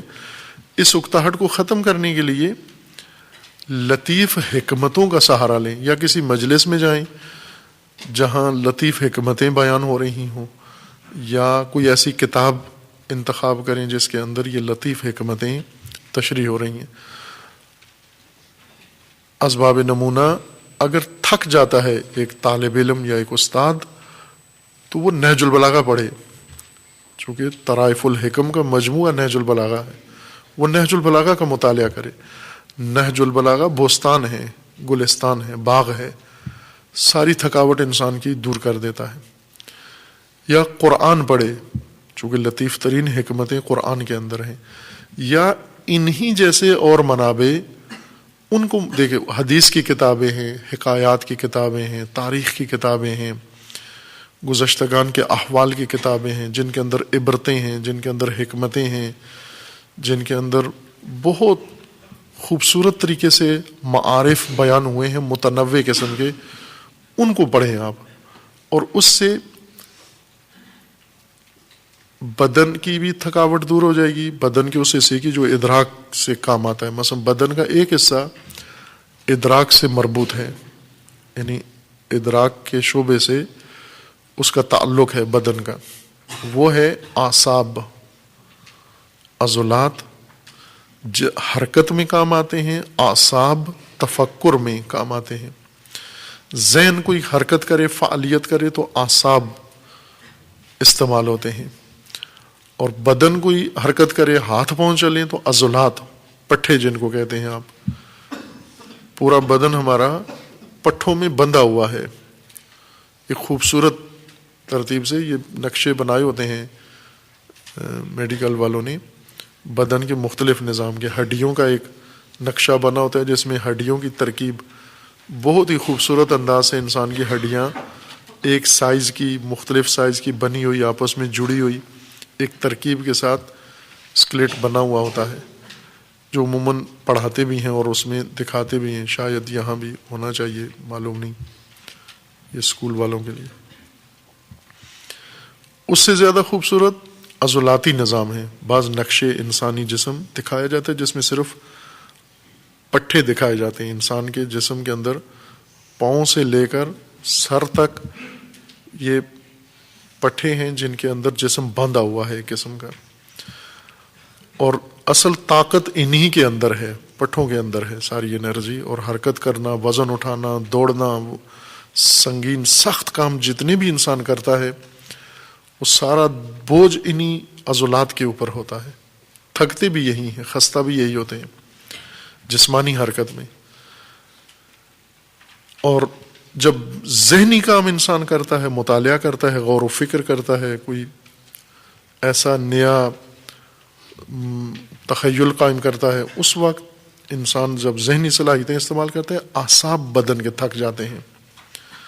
اعصاب بھی بدن کے اندر چھوٹی چھوٹی باریک تاریں ہیں، نامرئی تاریں ہیں، پورے بدن کے اندر پھیلی ہوئی ہیں، اور آپ کے حواس کے ساتھ ان کا ربط ہے. حواس کے دریافت کو مغز تک پہنچانا ان کا کام ہے، ان اعصاب کا کام ہے. یہ ایک مواصلاتی نظام ہے بدن کے اندر. لہذا ادراک، احساس، ان امور میں اعصاب زیادہ استعمال ہوتے ہیں. جو تھک جاتے ہیں، جلدی خستہ ہو جاتے ہیں، یہ ان کی بات ہو رہی ہے جنہیں تفکر تھکاتا ہے، تعقل تھکاتا ہے، غیر معمولی تفکر جو کرتے ہیں. تعقل کرتے ہیں. جیسے میں نے اشارہ کیا تھا کہ جو پڑھتے ہیں حد سے زیادہ پڑھتے ہیں، یہ ممکن ہے اس کیفیت میں دو چار ہوں. کچھ ایسے ہیں جن کا دل ہی نہیں لگتا درس پڑھنے میں، سرے سے مائل ہی نہیں ہے. یہ ان کے لیے نہیں ہے، چونکہ وہ تو کبھی ان کا تفکر نہیں کیا تاکہ تھکیں، کبھی پڑھی نہیں ہے کبھی کہ تاکہ قضا کریں. ان کی بیماری الگ ہے، ان کے لیے یہ نہیں ہے. جن کا شروع سے پہلے دن سے ہی پڑھنے پہ پڑھائی پہ دل نہیں لگتا، ان کے اندر اور آفت ہے، ان کے اندر اور مشکل ہے. مشکل ادراک ہی کی ہے، ذہنی مشکل ہے، لیکن ملالت اور اکتاہٹ کی وجہ سے نہیں ہے، کثرت مطالعہ کی وجہ سے نہیں ہے، کثرت تدبر کی وجہ سے نہیں ہے. وہ ملالت اس وجہ سے ہے کہ وہ لہویات میں زیادہ ممکن ہے غرق ہوں. عادتیں اس طرح کی بنی ہوئی ہیں، بدن یا ذہن سرے سے ورزش فکری اس کی ہی نہیں ہے. تاکہ جیسے بعض ہیں بالکل مطلقہ غیر ورزشی جسم ہے. یہاں پر ابھی طالب علموں میں سے ایسے ہیں بعض، ان کے جو بدن کو جس طرح انہوں نے بنا رکھا ہے بچپن سے لے کر ابھی جوانی تک جس حالت میں رہے ہیں، یہ بدن اب تحرک کے قابل چھوڑا ہی نہیں. انہوں نے نہ دوڑ سکتے ہیں، نہ اٹھ بیٹھ سکتے ہیں، نہ پھرتی ہے ان کے بدن کے اندر، نہ چالاکی ہے ان کے بدن کے اندر، چستی نہیں ہے بدن کے اندر. سے ڈھیلے ڈھالے اور سست بدن، سست ہے ان کا بدن کی ترکیب بھی بگاڑ دی انہوں نے. اگر بچپن سے ایسے ماحول میں رہے ہوتے، اکثر شہری جو شہروں میں پرورش پاتے ہیں بہت ڈھیلے ہوتے ہیں، دیہاتی صحرائی و کوہستانی بہت چست ہوتے ہیں بدنی طور پر. چونکہ انہوں نے جس محیط میں پرورش پائی ہے، جو چلنا شروع کیا ہے تو گلیوں میں، سڑکوں میں اور پہاڑیوں میں، ندیوں میں، نالوں میں، کھیتوں میں دوڑنا اور کھیلنا، اس سے بدن ان کے ابھی حرکت کے تحرک کے قابل ہیں. لیکن جو چارپائی سے اٹھتے ہیں اور گاڑی میں جا بیٹھتے ہیں، پھر گاڑی سے کرسی پہ جا بیٹھتے ہیں، کرسی سے اتر کے گاڑی میں، گاڑی سے اتر کے گھر میں پلنگ میں جا بیٹھتے ہیں، ان کو اگر 2 قدم چلنا پڑ جائے یا ورزش کرنی پڑ جائے، ان کے لیے محال ہے. انہیں تحرک نے نہیں تھکایا، یہ جو ورزش کے قابل ہی نہیں ہے، بدن اپنے نابود کر دیے ہیں. محنت نہیں تھکا رہی ہے ان کو، یہ جلدی تھک جاتے ہیں. دوسروں کو بعض اوقات دیکھ دیکھ کے تھک جاتے ہیں، یہ کام اور کر رہے ہوتے ہیں، خستہ یہ ہو جاتے ہیں. ان کو ایک اور عارضے نے تھکا دیا ہے. اسی طرح جن کا دل نہیں لگتا پڑھنے میں، توجہ ہی نہیں آتی مطالعے میں، وہ اکتاہٹ یہ نہیں ہے جو اس حکمت کے اندر امیر المومنین علیہ السلام فرما رہے ہیں کہ ان هذه القلوب تملو، یہ دل ملول ہو جاتے ہیں، ملالت آ جاتی ہے، اکتاہٹ پیدا ہوتی ہے، خستہ ہو جاتے ہیں. خوب جب یہ حالت ان کے اوپر محسوس کرو، کیوں خستہ ہوتے ہیں؟ کثرت غور کی وجہ سے، کثرت ادراک کی وجہ سے، تمرکز کی وجہ سے، طولانی محنت کی وجہ سے، سال ہا سال یکساں قسم کا عمل کرنے سے ان میں ملالت و اکتاہٹ آ جاتی ہے. اکتاہٹ جب پیدا ہو تو اس کو اور مزید مضر کاموں سے برطرف نہ کرو. مثلا جب اکتاہٹ آتی ہے تو بعض مثلا طالب علم یہ کہتے ہیں کہ ہمیں چھٹی چاہیے، تھوڑے دن گھر ہو کے آ جائیں، پھر ہمارے تازگی آ جائے گی. امیر المومنین یہ نسخہ تجویز نہیں کرتے. اگر پڑھائی سے اکتاہٹ آ گئی ہے، طرائف الحکم، تنوع متنوع لطیف ظریف حکمتیں پڑھو تاکہ روح تازہ ہو آپ کی. ہر چیز کا تناسب اور سنخیت ہے ہر چیز کے اندر. مثلا اگر آپ کا پیٹ خراب ہو گیا ہے، طالب علموں کی ہر خرابی کا علاج چھٹی ہے کہ ہمیں گھر جانے دیں. پیٹ خراب ہے تو بھی ٹھیک ہو جائیں گے، مغز خراب ہے تو بھی ٹھیک ہو جائیں گے. کوئی چیز طالب علم کی خراب ہوتی ہے فوراً چھٹی دیں، چند دن گھر ہو گئے ہیں، سب ٹھیک ہو جائے گا. گھر کلینک ہے ان کا. اگر پیٹ خراب ہو، جب انسان کا پیٹ خراب ہو جائے تو کیا کرے؟ ہلکی غذا کھائے، ایسی غذا جو ہضم کرنے میں معدے کو زیادہ زور نہ لگانا پڑے. چھٹی نہیں چاہیے، بلکہ معدے بیمار معدے کے متناسب غذا چاہیے، اس کو ہلکی غذا چاہیے، پرہیز چاہیے، جن چیزوں سے پیٹ جو ثقیل ہیں، ہضم کرنا مشکل ہے، ان سے دوری، اور زود ہضم، آسان ہضم چیزیں انسان استعمال کرے مسانخت کے ساتھ۔ پہلے دیکھیں کہ خرابی کہاں ہے، اس کے مطابق وہ مسانخ چیز استعمال کریں، اس کے ساتھ سنخیت ہو، یعنی آپس میں تطابق ہو، ملائمت ہو، ان دونوں کے درمیان جوڑ بنتا ہو ان کا، اس کام سے بیمار معدہ ٹھیک ہوتا ہے۔ اس کی مطابقت کو دیکھیں آپ۔ ذہن اگر تھک جائے، خستہ ہو جائے، ذہن لطیفوں سے ٹھیک نہیں ہوتا، لہو سے نہیں ہوتا، لہو ادراک کو نابود کر دیتا ہے، تفکر کو مار دیتا ہے۔ چند چیزیں ہیں جو انسان کے تفکر کو نیست و نابود کر دیتی ہیں، جیسے مرا، روایات میں ہے مرا باتوں میں الجھنا، گفتگو، الجھی ہوئی گفتگو کرنا، کھڑے ہو کر کسی بھی لایانی موضوع کے اوپر بولتے رہنا، ایک بولتا، ایک اقرار کرے، ایک انکار کرے، ایک منوائے دوسرا انکار کرے، اور گھنٹوں یہ بات چلی رہے، اس سے تفکر نابود ہو جاتا ہے۔ ایک ہے خلوت مع النساء، عورتوں کے ساتھ زیادہ حشر، عورتیں مردوں کے ساتھ اگر زیادہ حشر رکھیں، عورتوں کا تفکر نابود ہو جاتا ہے۔ عورتیں مردانہ ماحول میں زیادہ رہیں، یہ عورتیں اپنی صلاحیتیں کھو بیٹھتی ہیں، دل مر جاتا ہے عورت کا، جو عورت مردانہ ماحول میں رہے، بے شک وہ مرد محرم ہو۔ زیادہ تر اگر عورت مردانہ ماحول میں ہے، بس بھائیوں کے ساتھ ہے، زیادہ تر گھر کے فیملی کے مردوں کے ساتھ اٹھنا بیٹھنا ہے اس کا، اب یہ ذہن اس کا تخریب ہو جائے گا۔ اسی طرح جو مرد زنانہ ماحول میں زیادہ رہتا ہے، اگر نامحرم زنانہ ماحول میں رہتا ہے تو پھر تو بالکل ہی نابود ہے، پھر تو بالکل ہی فنا ہے، لیکن اگر محرم زنانہ ماحول میں رہتا ہے تو بھی تفکر پہ اثر پڑتا ہے۔ خلوت مع النساء، اور بالعکس محرم خاندان میں انسان رہتا ہے، خواتین مرد سارے اکٹھے رہتے ہیں، لیکن حشر، دائمی حشر، صبح و شام۔ کچھ بچے ہوتے ہیں باپ گھر میں ہوتے ہوئے بھی ماں کے پاس ہی ہوتے ہیں بیٹھے ہوئے، یہ نہیں سالم ہوتے۔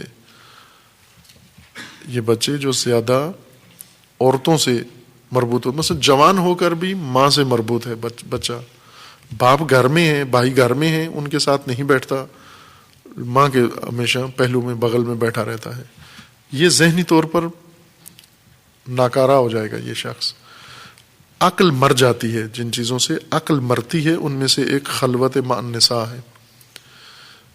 ایک ہے منشیات، نشہ، جن چیزوں میں نشہ ہو، زیادہ سونے سے، حد سے زیادہ سوئے انسان، اگر ضرورت سے زیادہ کھانے سے تفکر کی صلاحیتیں مر جاتی ہیں، یہ مہلک چیزیں ہیں، ممیت ہیں۔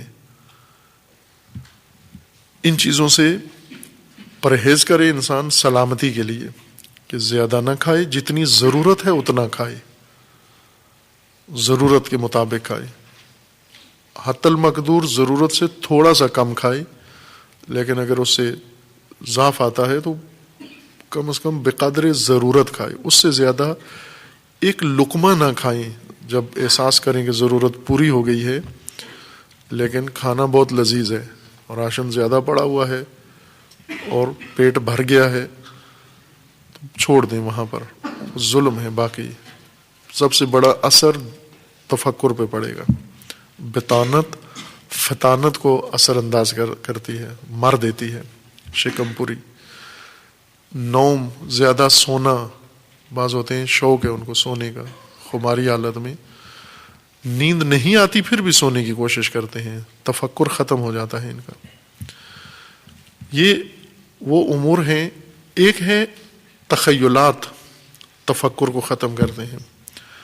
افسانے اور کہانیاں، چونکہ سارا خیالی مواد ہوتا ہے، فلمیں، ٹی وی، اور موبائل مصروفیت تفکر کو ختم کر دیتی ہے.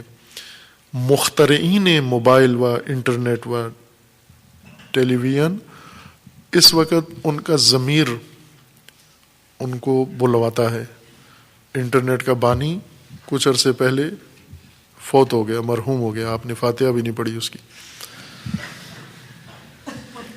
اور اس نے جاتے ہوئے اپنے ضمیر کو ہلکا کر کے گیا ہے کہ میں نے یہ جو اختراع کیا تھا انٹرنیٹ، نیت ٹھیک تھی، لیکن اس نے کہا کہ مجھے زندگی میں یہ موقع نہیں ملا. میں متوجہ پہلے دن سے تھا، لیکن مجھے یہ موقع نہیں ملا کہ میں اس کے تخریب، فساد اس کا اور اس کے مہلک اثرات انسان کے اوپر بیان کروں. پوری کتاب لکھ کے چھوڑ کے گیا ہے بانی اس کا، مخترع اس کا، کہ یہ نقصان پہنچائے گا، یہ ہماری آئندہ نسلیں اس ٹیکنالوجی سے اتنا ضرر اٹھائیں گی کہ میں آنے والوں کو متوجہ کر کے ایک طرح سے آپ کی زبان میں، طالب علموں کی زبان میں، اتمام حجت کر کے جا رہا ہوں کہ کل کو لان تان مجھے نہ کریں کہ اس کے بانی پہ لعنت کرتے ہیں نا بعض لوگ بے شمار. اسی طرح اور بہت ساری چیزیں جن لوگوں نے بنائی ہیں، متوجہ ہوئے ہیں کہ اس کے تخریبی اثرات کیا ہیں، انسان کی زندگی پر کتنے مخرب ان کے اثرات ہیں. یہ سب تفکر کو مار رہی ہیں یہ چیزیں. مثلا کمپیوٹر انسان کے تفکر کے اوپر بہت مضر اثر ڈال رہا ہے. مصنوعی ہوش فطری ہوش کو نابود کر رہی ہے.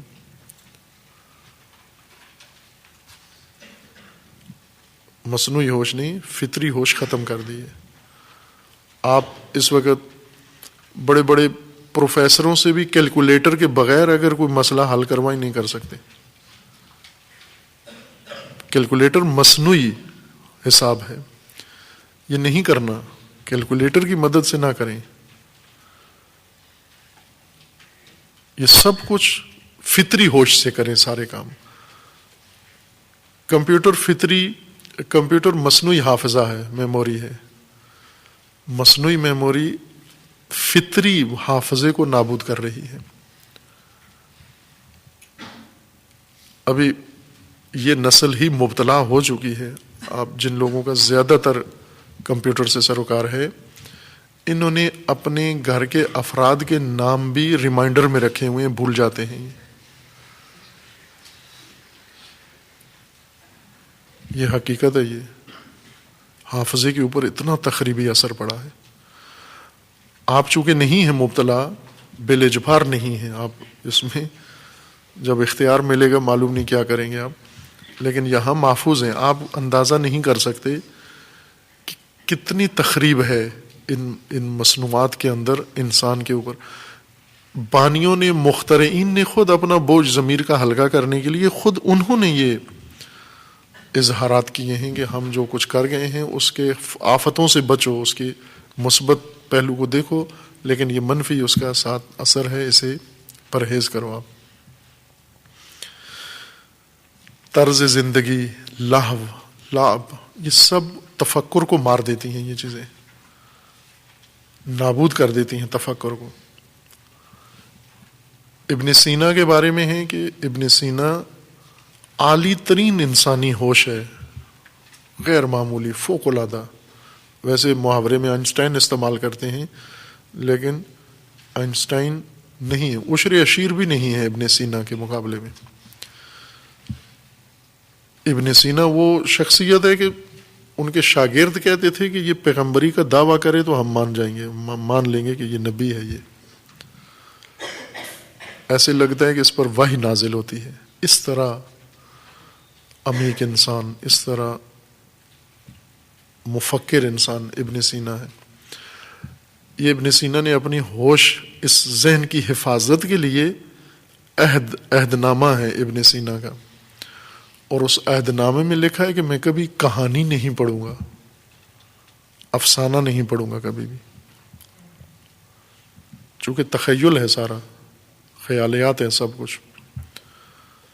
اگر میں تخیلی مواد میں نے پڑھا، میرے تفکر پہ اثر پڑے گا اس کا. اعلی ترین ہوش انسان کی، کہ اس سے بڑی ہوش نہیں ہے، حقیقتاً نہیں ہے. ابن سینا نے وہ کام کیا جو علامہ اقبال کہتے ہیں نا کہ جہان بینی دشوار ہے جہان بانی سے. کائنات کو سمجھنا، ایک شخص اسی زمین کے ایک نقطے پہ بیٹھ کر پورا نظام ہستی، اپنے تفکر کی کمند ڈالتا ہے پورے نظام ہستی کے اوپر، اور اس کو اپنی تفکر کی گرفت میں لے آتا ہے اور درست نقشہ بناتا ہے کائنات کا. طیاروں کے لیے سیاروں کے ذریعے گھوما نہیں ہے، عقل کی مدد سے نظام ہستی میں جھانکنا، کھولنا، دیکھنا، اترنا اس کے اندر. خوب یہ ذہن غیر معمولی ہے. بلکہ یہ جب عہد نامہ ملا صدرہ نے پڑھا ابن سینا کا تو انہوں نے شکوہ بھی کیا، کہا کہ ادھر اتنی خیال رکھا ہے اور ادھر دوسری طرف جو کام کیا ہے اس نے بھی اتنا ہی نقصان کیا ہے. چونکہ ابن سینا طبیب بھی تھے، ڈاکٹر بھی تھے، عطار بھی تھے، یعنی دوائیں بناتے بھی تھے، پھر علاج بھی کرتے تھے، اور محیر العقل قسم کا علاج کرتے تھے مختلف تدبیروں سے. تو ملا صدرہ نے یہ شکوہ کیا ہے، چونکہ علاج معالجے میں انسان بیمار ہے، بیمار انسان کا. ابن سینا کی کتاب صدیوں تک پڑھائی جاتی رہی ہے. ابھی اسی صدی میں ابن سینا کی کتاب طب کا سب سے معتبر نصاب یورپ کے اندر رہا ہے. اب وہ ریفرنس بک بن گئی ہے، نصاب انہوں نے اسی سے تیار کر کے تشریح، انسان کے بدن کی تشریح، آپریشن جیسے کرتے ہیں، پورا نظام بدن کھول کے بتانا. اس وقت نہ یہ ایکس رے مشینیں تھیں، نہ یہ ایم آر آئی تھا، نہ کچھ بھی نہیں. ایک شخص ہے، صرف اس نے اپنی درایت کی مدد سے انسان کے بدن کا اندر کا نظام پورا مکمل نقشہ بنا کر کتابوں میں لکھا. الشفا شیخ کی کتاب ہے، 9-10 جلدوں کی کتاب ہے. قانون، شفا نہیں، قانون. القانون فی الطب، شفا فلسفہ کی کتاب ہے، قانون طب کی کتاب ہے. یہ ابھی تک پڑھائی جاتی رہی ہے. ابھی بھی معتبر ترین کتاب طب کی جو ایک سند کی حیثیت رکھتی ہے وہ ابن سینا کی کتاب ہے. صدر المتعلین نے یہ بھی شکوہ کیا کہ یہ بھی آپ کا کام نہیں تھا. یہ جو ہوش غیر معمولی اللہ نے آپ کو دی تھی نظام ہستی کشف کرنے کے لیے، انہوں نے بہت سخت جملہ لکھا کہ یہ لوگوں کا یہ پیشاب چیک کرنے کے لیے نہیں دی تھی آپ کو اللہ نے، یہ جو شروع کر دیا آپ نے. چونکہ طب میں یہ سارے کام کرنے ہوتے ہیں، بیماری کے لیے اس کا تھوک چیک کرو، اس کی نبض دیکھو، اس کا فلاں فضولات اس کے چیک کرو، اس نے کھایا گیا ہے، علاج کیسے ہوگا. تو وہ سخت گلہ مند ہیں ابن صدر المتعلین کہ آپ کو جو اللہ نے یہ سب کچھ عطا کیا تو ان کاموں کے لیے تھوڑا ہی عطا کیا تھا کہ آپ لوگوں کے بیماروں کے پیشاب چیک کرتے رہیں اور ان کو علاج معالجہ کریں. آپ کو خدا نے ایک بڑے ہدف کے لیے یہ سب کچھ دیا تھا، اور اسی میں یہ حصہ بھی جو قانون لکھی ہے یہ بھی شفا ہی لکھتے. یہ 9 جلدیں جو ادھر لکھی ہیں یہ 9 جلدیں ادھر اضافہ کرتے. ہستی شناسی میں تو یہ سرمایہ بشریت کا اس سے بڑھ کر ہوتا. ایک اور کام بھی انہوں نے کیا، اس پر بھی گلہ ہے ملا صدرہ کو بھی اور بعضوں کو بھی، اور وہ بالاجبار کیا، اور وہ سیاست کی کچھ عرصہ. ابن سینا وزیر اعظم رہے ہیں سامانیوں کی حکومت میں. سامانی سلسلہ آل سامان ان کی حکومت تھی سمرقند میں، اور انہوں نے ابن سینا کو اپنا وزیر اعظم رکھا. البتہ یہ ایک حکمت کے تحت کیا تھا ابن سینا نے، چونکہ یہی جو بر صغیر کا ہیرو ہے سلطان محمود غزنوی، یہ بہت شفاق انسان تھا. یہ سلطان محمود بہت ہی شفاق درندہ صفت انسان تھا. وہ تاریخ نویسوں نے اس کو بہت ہیرو بنا کے بادشاہوں کو پیش کیا ہے. یہ ابن سینا کا دشمن تھا، اور اس نے چونکہ ابن سینا کی ہوش، ذکاوت، درایت اس کو پتہ تھی. اس نے باقاعدہ فوج کی ایک یونٹ، ایک بریگیڈ ایسا بنایا ہوا تھا جس کا کام ابن سینا پکڑنا تھا. ڈھونڈ کے تلاش کرو کہاں ہے ابن سینا. اور کئی دفعہ فوج، اس کی یہ فوج ابن سینا سے ملی بھی جا کے، اور اپنی ذہانت سے ابن سینا نے انہیں تاثر ہی نہیں دیا کہ میں ابن سینا ہوں. وہ مل کے ابن سینا کا ایڈریس پوچھا انہوں نے کہ ابن سینا کہاں ہے. شیخ نے بتایا فلاں جگہ ہے، اور وہ ادھر لگا دیا ان کو، اور پھر خود محفوظ رہے. کتنی دفعہ دلچسپ واقعہ ہے یہ. اور اپنے تحفظ کے لیے جو دوسری حکومت تھی اس کی پناہ میں گئے، تو انہوں نے ابن سینا کو سیاسی منصب دے دیا، وزیر اعظم رہے. اور وہی ابن سینا کے لیے درد سر بن گئی وہ سیاست. آخر میں وہاں سے بھی بھاگے اور ہمدان میں آ کے پناہ لے لی، گمنام زندگی بسر کرنا شروع کی.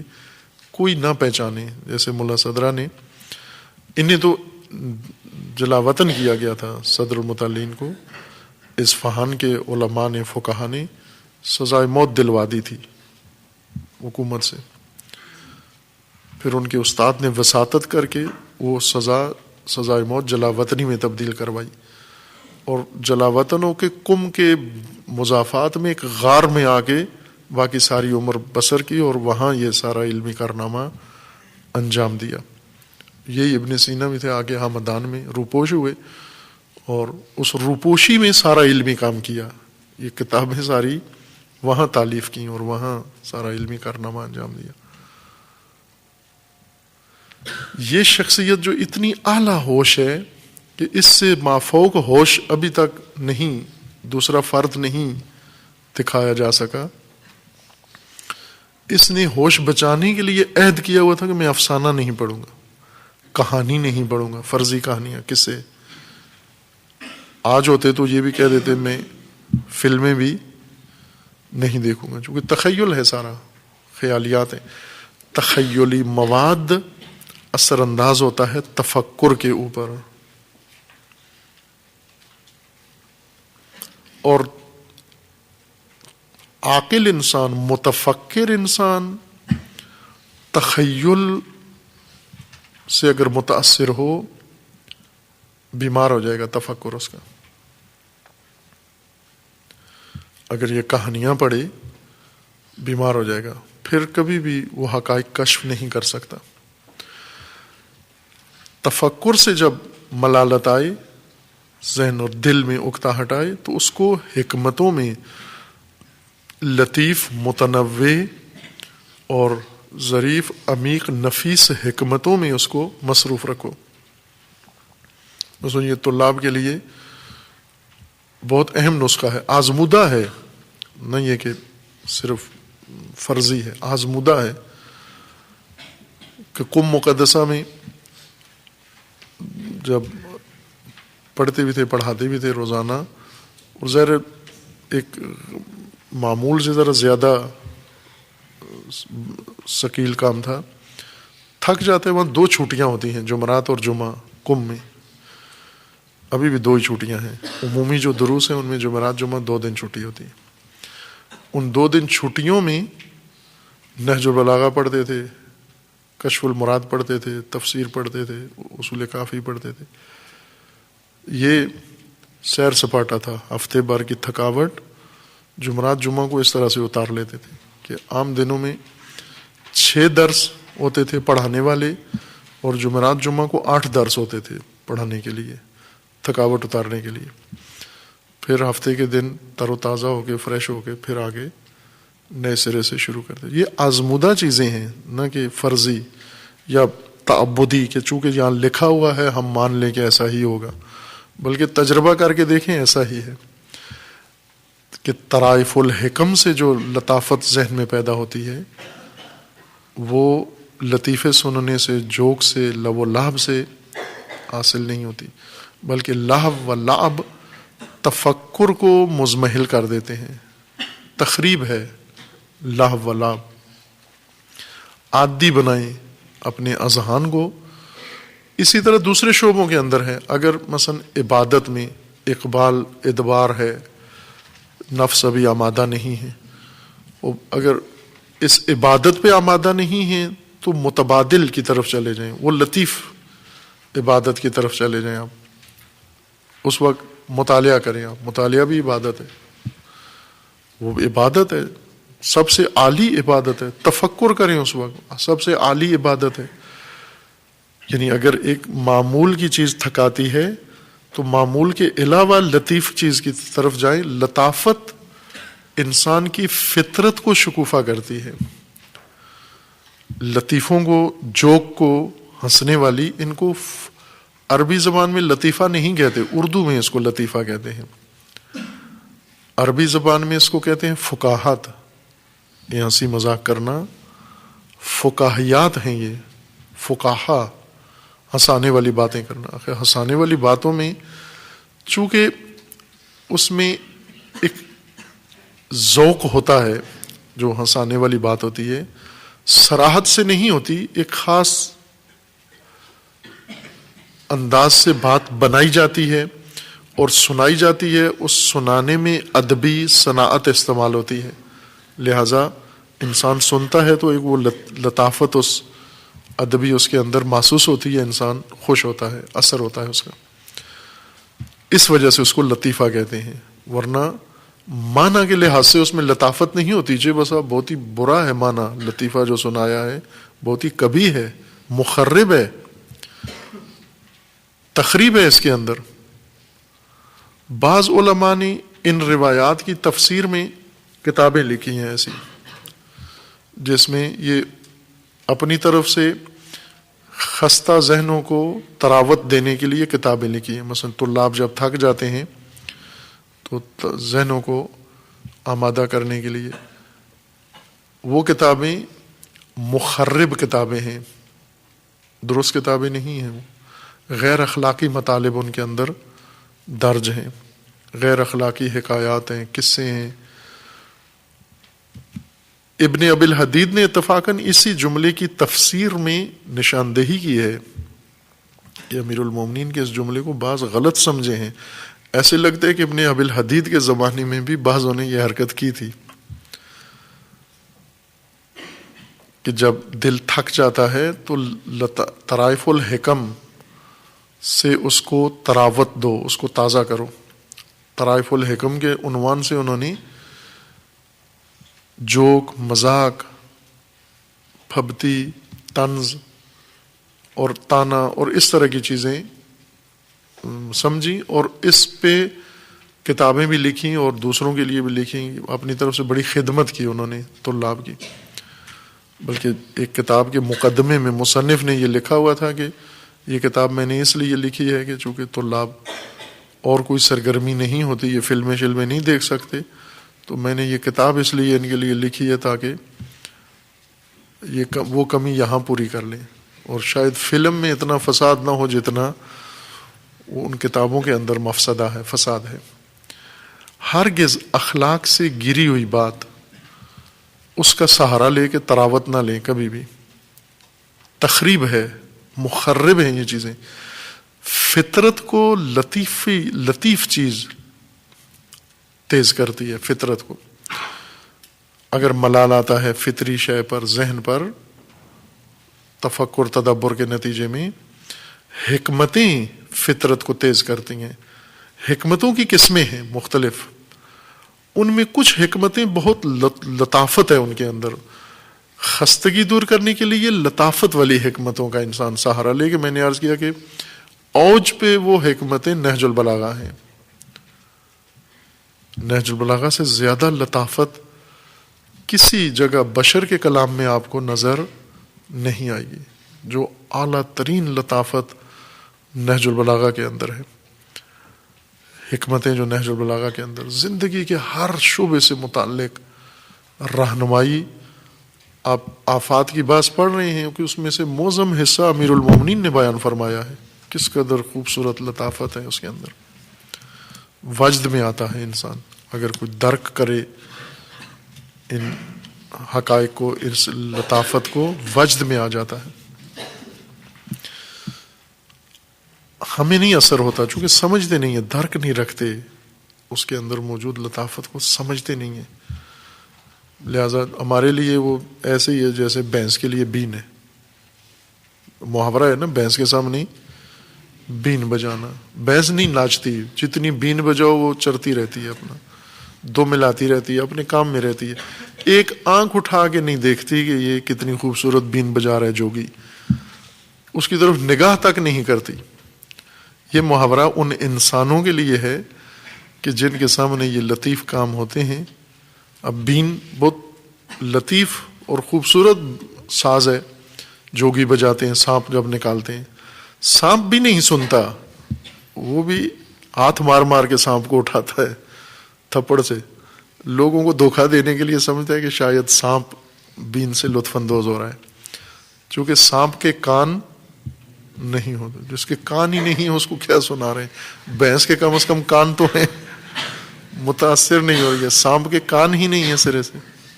سانپ اپنے جو اس کی جسامت ہے اور پیٹ کے نیچے اس کے جو بند بنے ہوئے ہیں نشیب و فراز, وہ سماعت کے بجائے ان کے ذریعے سے ہر چیز کو احساس کرتا ہے.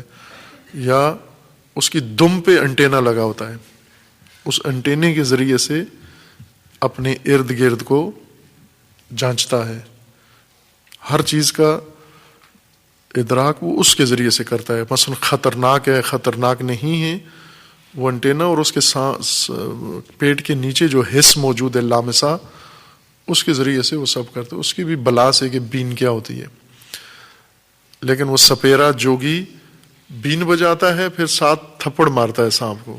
دیکھا ہوگا آپ نے, ہاتھ مارتا ہے اس کو, وہ اس کے تھپڑ کی وجہ سے کھڑا ہو جاتا ہے, یہ پوچھنے کے لیے کہ کیا تکلیف ہے تجھے.